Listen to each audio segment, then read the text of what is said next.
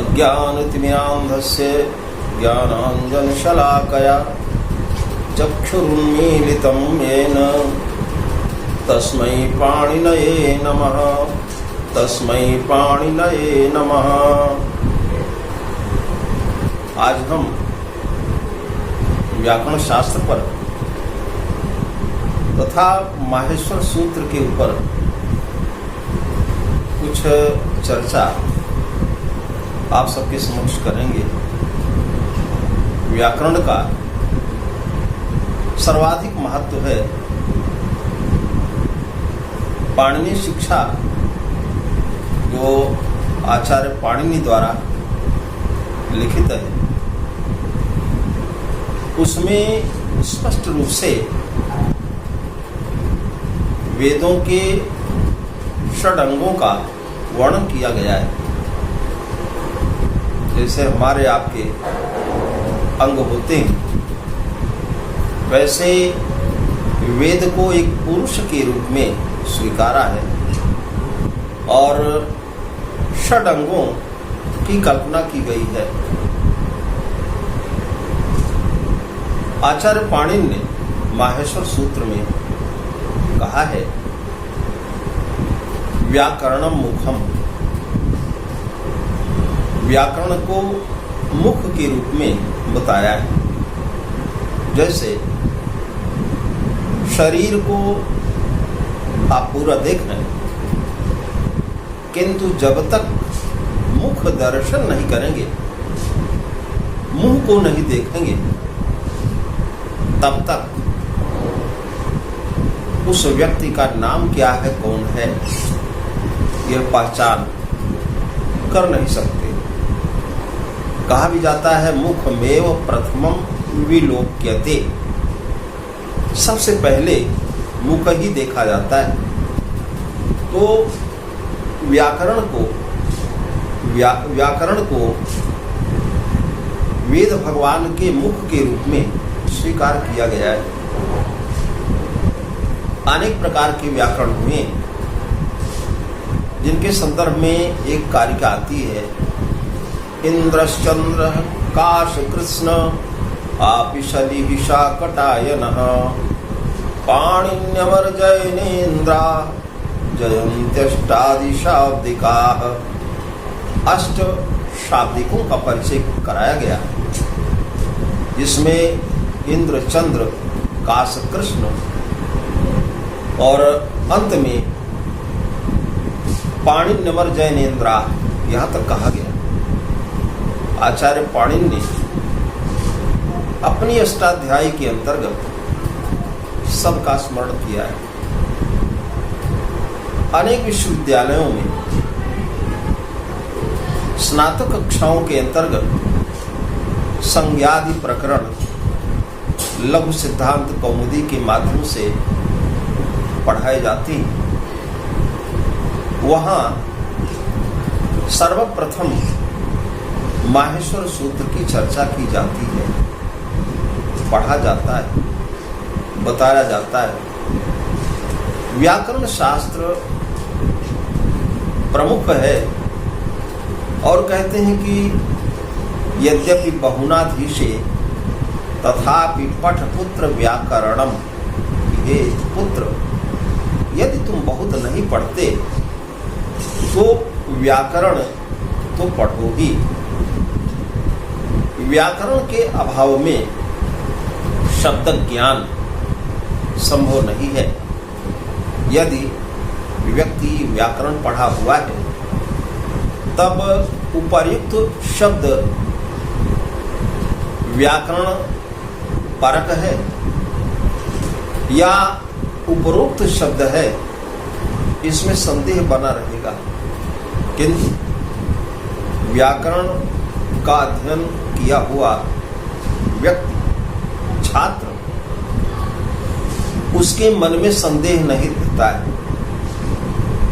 और भगवान पतंजलि ने तो अपने महाभाष्य के अंतर्गत व्याकरण के अध्ययन के अनेक प्रयोजन बताए। उसमें रक्षोहागम लघु संदेहा असंदेह शब्द का प्रयोग किया है, संदेह नहीं रहता है। आचार्य पाणिनि ने अपने अष्टाध्यायी के अंतर्गत अनेक आचार्यों को याद किया है, अनेक मुनियों को याद किया है।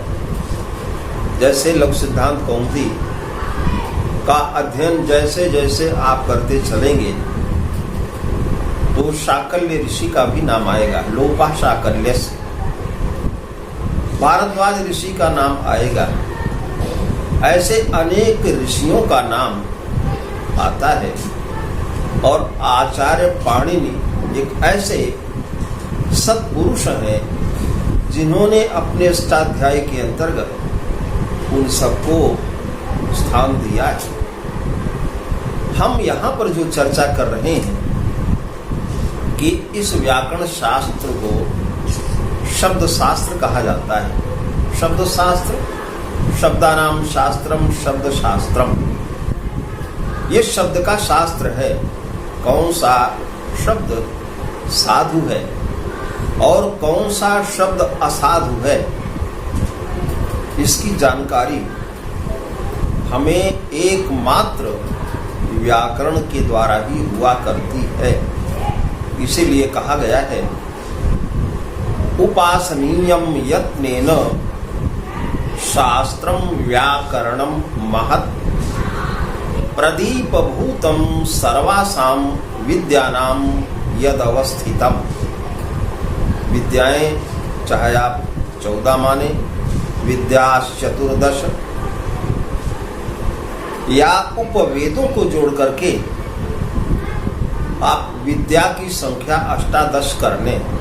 18 नाम एतासाम विद्या नाम भिन्न वर्तमानाम आदिकर्ता कवि साक्षात शूलपाणि श्रुति।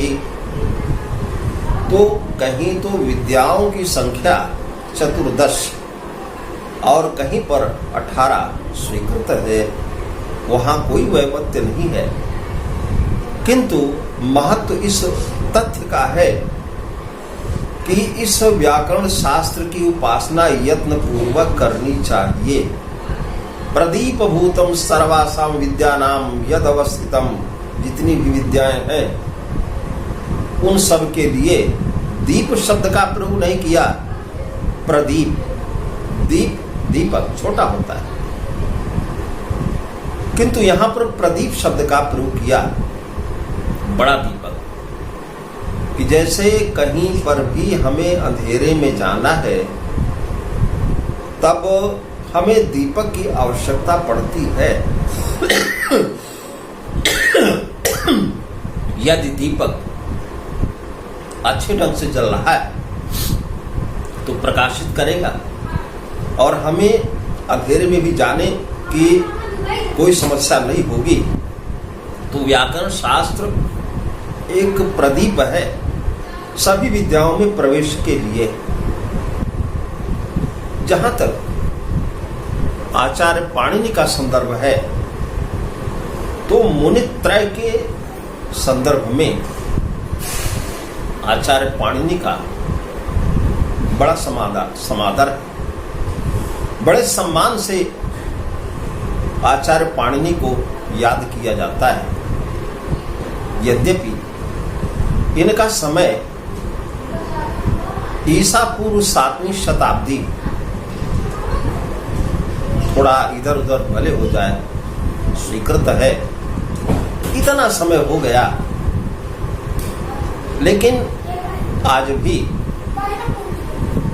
आचार्य पाणिनि की अष्टाध्यायी या वहीं से संकलित जो वरद राज विरचित लघु सिद्धांत कौमुदी है, उसको जब पढ़ते हैं तो लगता है कि ऋषि प्रवर आमने सामने बैठा करके पढ़ा रहे हैं। तो शरीर की रक्षा हमारे संस्कृत के आचार्यों ने, मनीषियों ने, हमारे पूर्वजों ने, आपके पूर्वजों ने, सभी के पूर्वजों ने, जो विद्वान पुरुष रहे, उन्होंने अपने शरीर की रक्षा नहीं किया। इसलिए कि शरीर तो निश्चित रूप से एक दिन त्याज्य है।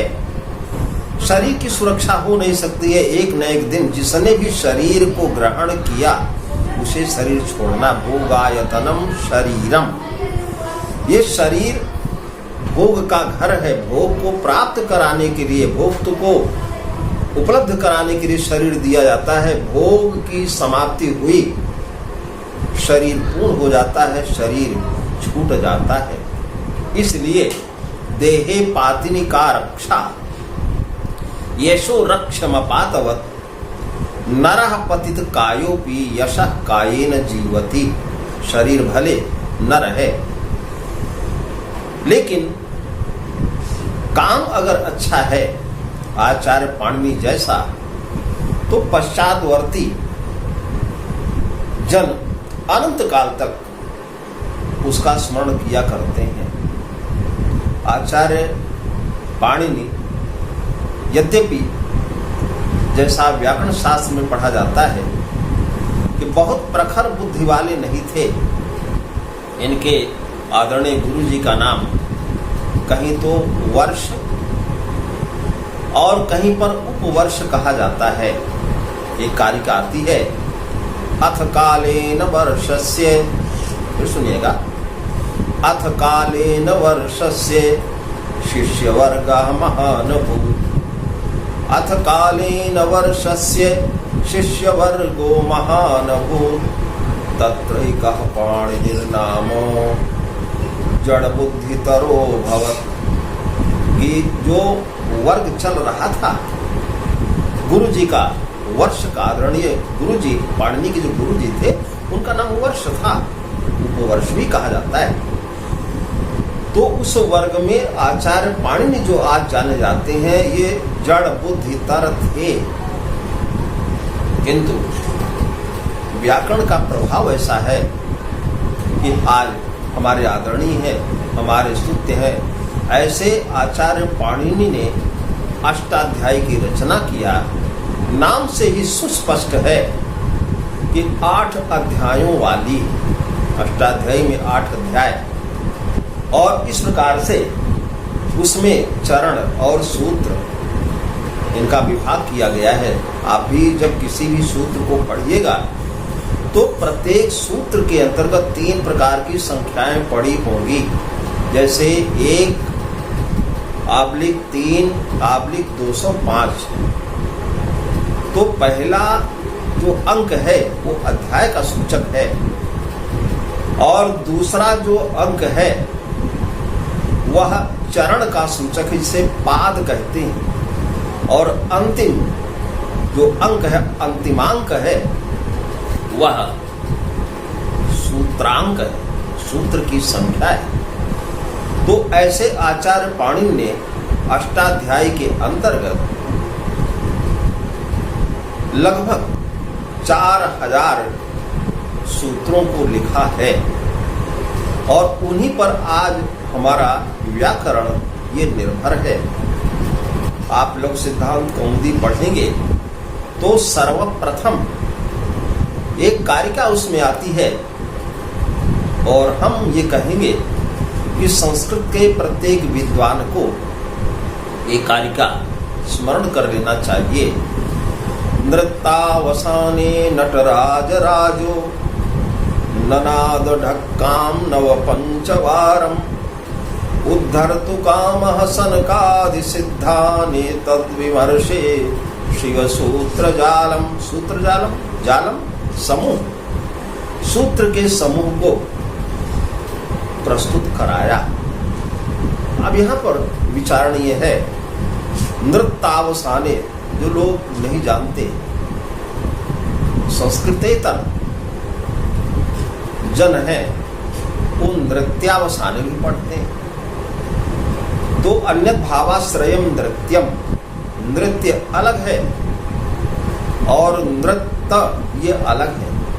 इस कारिका में नृत्यावसाने नहीं कहा गया।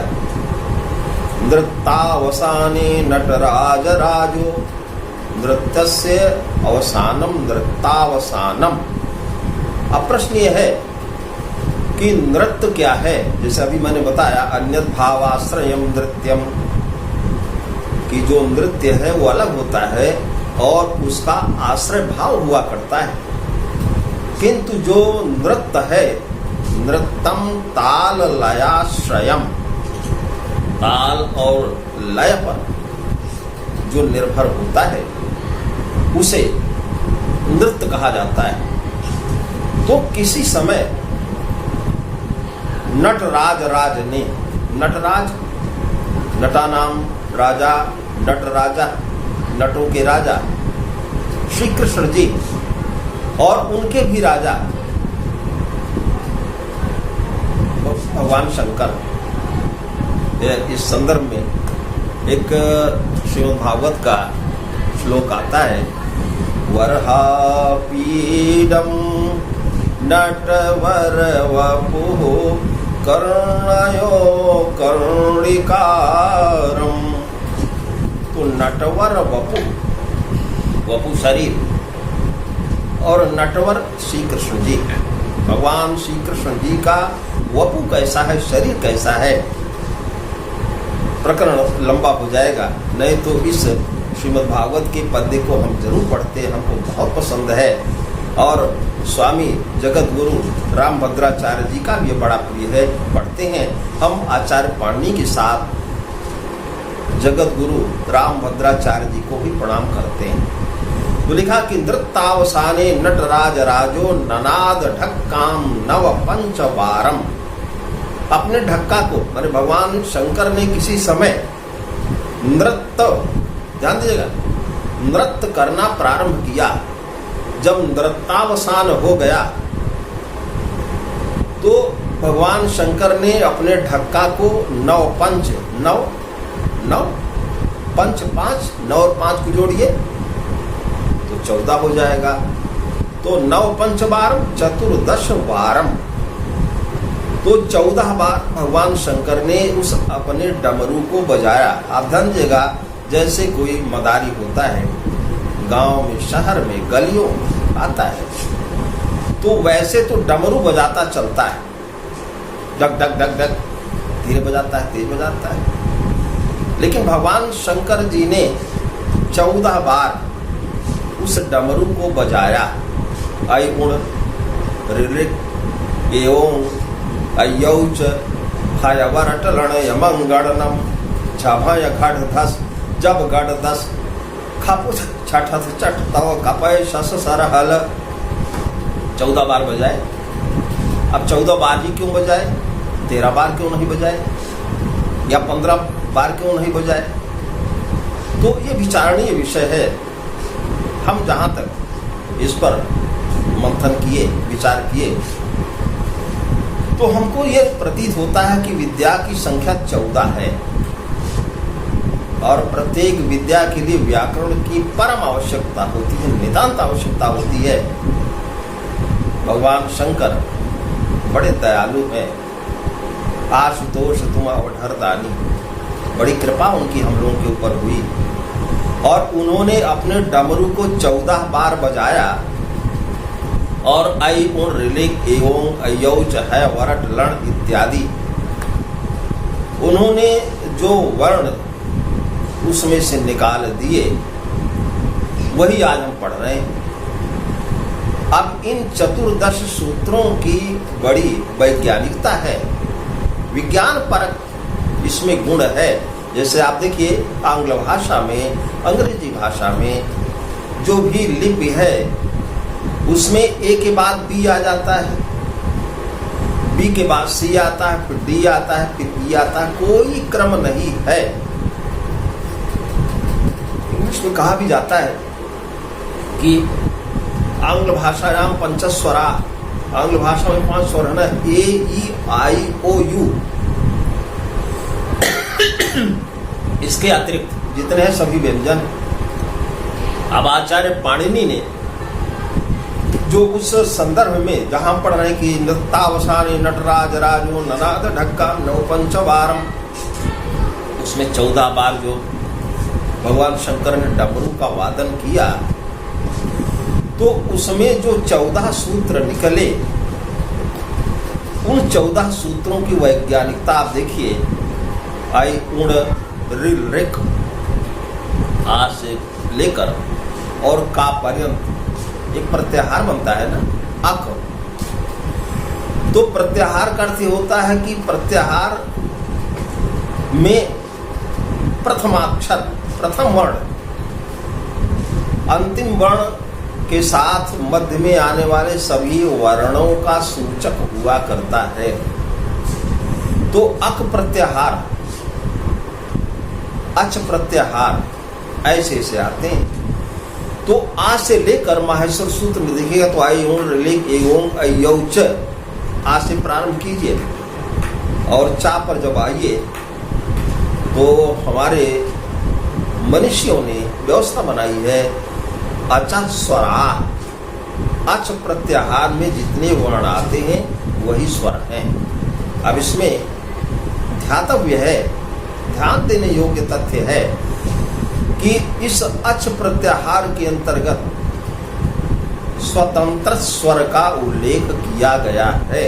वहां पर मिश्रण नहीं है कि बड़ा हो या बड़ी ई हो, बड़ा ऊ हो। तो स्वतंत्र स्वरों का उल्लेख किया गया है। और इसके बाद हल प्रत्याहार बनता है।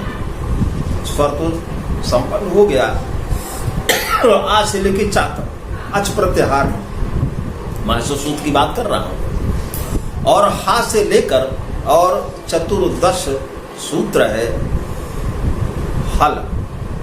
तो हा ऊपर और नीचे हल में ला आया तो हल प्रत्याहार में समग्र व्यंजन आ जाते हैं। इन व्यंजनों की भी वैज्ञानिकता देखिए कि जैसे है हाया वारट लाड़,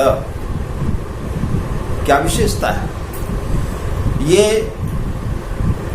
अंतस्थ वर्ण है, यणोंतस्था। अब देखिए, ध्यान से देखिएगा, हमारी बात सुनिएगा, बड़े काम की बात कर रहा हूं, बड़े ध्यान से सुनने के लिए मैं आपके सामने, आप सुने इसलिए मैं बोल रहा हूं। तो पहले तो ये अंतस्थ वर्ण है, आया वरट लण, फिर क्या है यमंगण नमो। अब देखिएगा पंचमाक्षर यहां पर आ गए। पंचमाक्षर थोड़ा इस संदर्भ में हम आपसे चर्चा करेंगे कि जैसे हमारे संस्कृत में, हमारे माने कि आपके, ये तो हम हमारे कह रहे हैं, संस्कृत कोई हमारी नहीं है, सबकी है, व्यापक भावना है। अयम निजा परो वेति गणना लघु चेतसाम। तो संस्कृत के अंतर्गत 5 वर्ग माने गए, कवर्ग, चवर्ग, टवर्ग, तवर्ग और पवर्ग। हाँ, तो हम आपसे चर्चा ये कर रहे थे कि ये 14 माहेश्वर सूत्र हैं और इनके नीचे वृत्ति दी गई है। अब यही हम बता दें कि वृत्ति शब्द अनेकार्थवाची है, लेकिन जहां पर सूत्र है उसके नीचे जब वृत्ति आती है तो वृत्तिर्व्याख्यानम। वृत्ति क्या है? वृत्तिर्व्याख्यानम, सूत्र की व्याख्या ही वृत्ति है। तो माहेश्वर सूत्र के अंतर्गत आप देखेंगे जो वैशिष्ट है वो अन्यत्र नहीं है। और नीचे वृत्ति में लिखा गया है इति चतुर्दश माहेश्वर सूत्राणि। इस प्रकार से 14 माहेश्वर सूत्र हैं।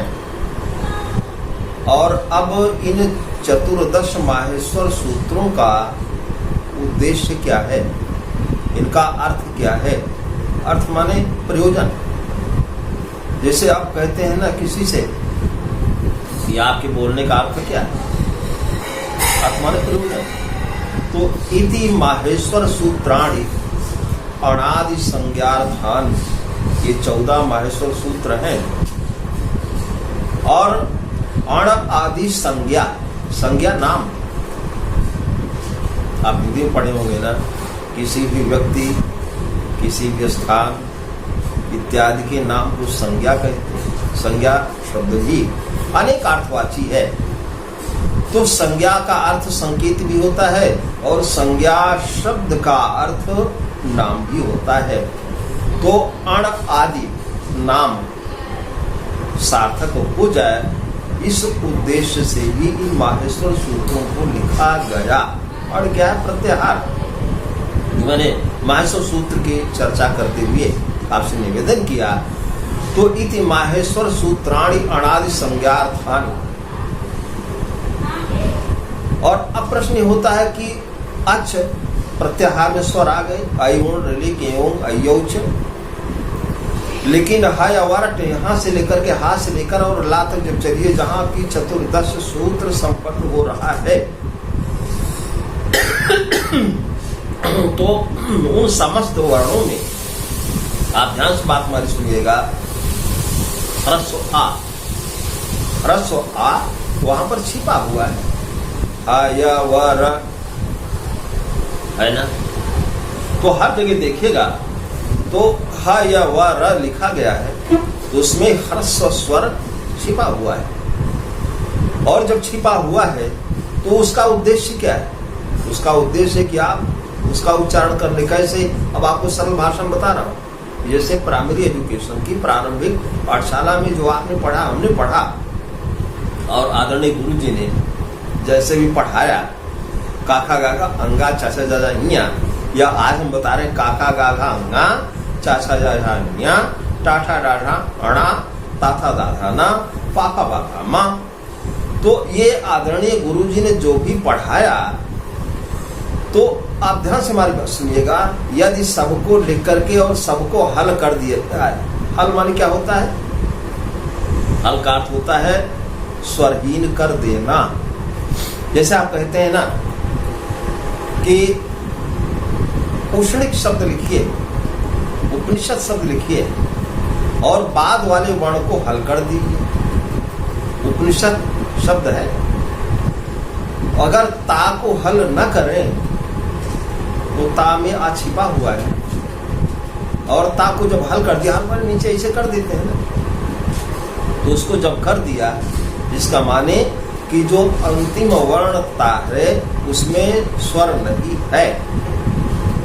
तो इन माहेश्वर सूत्रों में हा से लेके ला पर्यंत प्रत्येक वर्ण में आ छिपा हुआ है। अकार आदि स्वकार उच्चारणार्थ, सब में उच्चारण इसका उद्देश्य है। सब में उच्चारण के उद्देश्य से दरसो आपको लिखा गया है। यदि कहीं पर प्रक्रिया की दशा आएगी तो वहां पर हम ह्रस्व आ नहीं करेंगे। जैसे इको यण सूत्र है, तो इक के स्थान पर यण होगा, तो इक के स्थान पर इको या जब होगा, तो माहेश्वर सूत्र में जो हाय अवर्ट है वो या नहीं रहेगा, या हल किया जाएगा, नहीं तो बात नहीं बनेगी। आज हमने आपके समक्ष ये चर्चा किया, आगे भी हम इसी प्रकार से व्याकरण के संदर्भ में आपसे बातें करेंगे। और यह जो हमारा चर्चा का विषय है, आप मोबाइल चलाते हैं और उसमें YouTube एक चैनल है, उसमें हमारा एक व्यक्तिगत चैनल है संस्कृत साधना। उसमें अनेक वीडियो ऐसे पड़े हुए हैं, जैसे संदेह होता है अलंकार किसको कहते हैं, अलंकार कितने प्रकार का होता है, शब्द कितने प्रकार के हैं, अर्थ कितने प्रकार के हैं, शक्तियाँ कितने प्रकार की हैं। तो अनेक प्रकार के वीडियो उसमें पड़े हुए हैं। और उसी में हम इस वीडियो को भी जो आज मैंने बोला है, उसी YouTube के चैनल पर अपने संस्कृत साधना नामक चैनल में इसको डाल देंगे। और आप जब भी सब्सक्राइब कर लें और जब भी चाहेंगे तो उन तथ्यों को आप अवश्य पढ़ लेंगे। तो हम यहीं पर अपनी वाणी को विराम देते हैं।